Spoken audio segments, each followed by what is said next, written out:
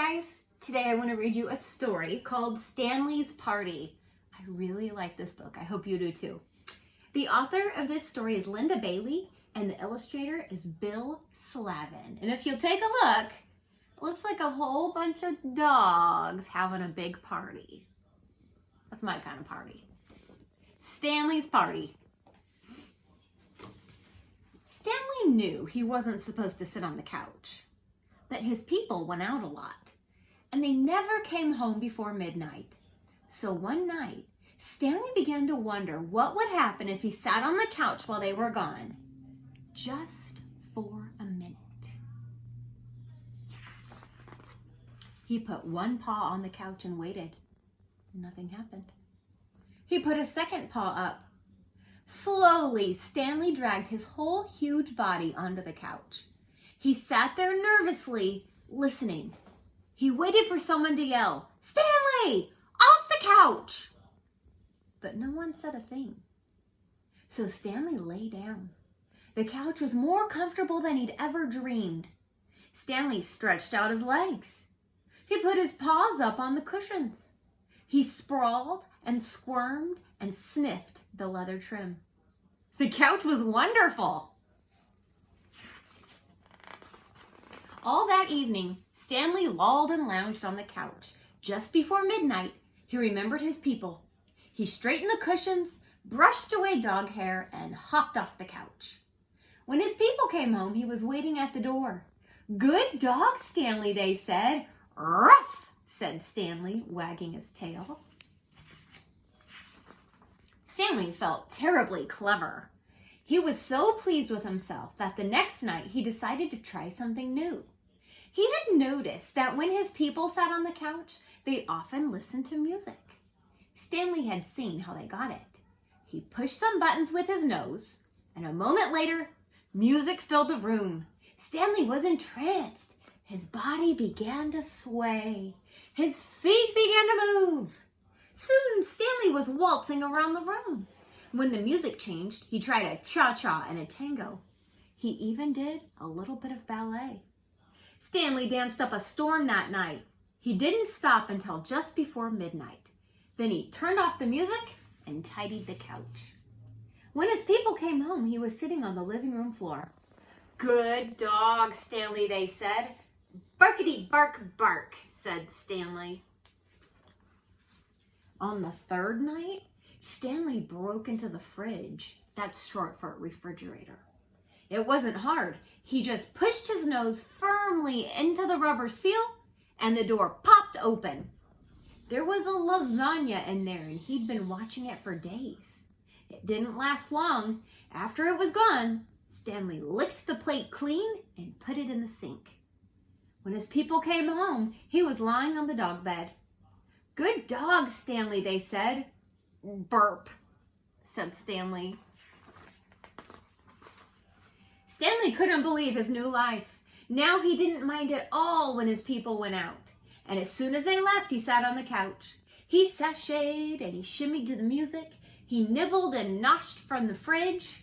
"I am having so much fun," thought Stanley. But after a couple of weeks, he realized something was still missing. And one day, when Stanley's people took him to the dog park, he figured it out. He was tired of having fun all alone. Stanley trotted over to his best friend Alice. "How'd you like to come over to my house this evening?" said Stanley in dog talk. "What's dog talk?" "You're right, barking. When you bark, that's dog talk. It's the language dogs speak." "What for?" asked Alice. "Well, we could sit around on the couch," said Stanley.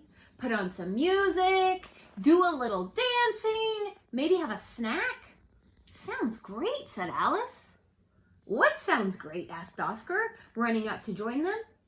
Before Stanley knew it, he had invited Oscar too, and Mabel, and Digger, and Gassy Jack. He invited 2 more dogs on the way home, and all the dogs he invited talked to other dogs, and those dogs talked to other dogs, and those dogs talked to still other dogs. Holy moly, look at all those dogs. Do you think they'll all come to the party? That night, right after Stanley's people left, the dogs began to show up. At first they came in 2s and 3s, then they arrived in packs. Some of them were Stanley's friends, but most of them were strangers. Stanley wasn't worried. The more the merrier, he said. Uh-oh. It wasn't long before the house was jammed with every kind of dog you can imagine. Shaggy dogs, bald dogs, dogs with wrinkles, dogs with fleas, humongous dogs, teensy dogs, dogs with floppy ears. They filled the rooms. They packed the stairs. They flowed out onto the porch and lawn. Drooling dogs, dainty dogs, dogs that needed a bath. Look at all of those dogs, you guys. Anyone hungry? Asked Stanley, popping the fridge door open. Dogs poured into the kitchen. Help yourselves, said Stanley. Soon, the refrigerator was bare. That means empty. They ate all the food. Holy moly. Can you believe this is happening at Stanley's house? Anyone care for some music? Asked Stanley. He put on some rock and roll. The dogs went wild. They stomped. They boogied. They bebopped and jived. They twisted and jitterbugged and mashed. They danced until their paws were sore. They danced till the whole house shook. And who do you think danced hardest of all? Stanley.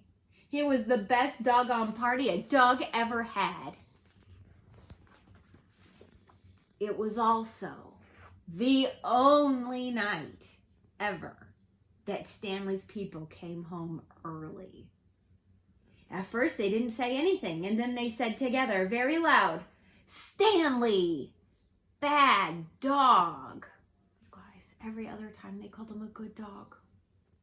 Oh no, they think he's a bad dog. Do you think he's a bad dog? I don't. I still think he's a good dog, but maybe he made a bad decision. He's still a good dog, though. All the dogs except Stanley had to go home. Stanley helped his people clean up, and it took 2 whole days. At least they didn't make him clean up by himself. That was really nice of them to help him clean up. After that, whenever Stanley's people went out, they took Stanley with them. Stanley didn't mind. He got to go out a lot, and he never came home before midnight. But it all ended well for Stanley. As for the party, well, this all happened a long time ago. But in Stanley's neighborhood, the dogs still talk about that night. And the dogs that were there told other dogs. And those dogs told still other dogs. The story spread until dogs all over the country heard it. Then dogs all over the world. And now, wherever dogs gather, from Turramurra to Timbuktu, they tell the story of Stanley's party. If you don't believe me, ask your dog. And guys, it's true. I've asked my dogs, Ellie and Maya.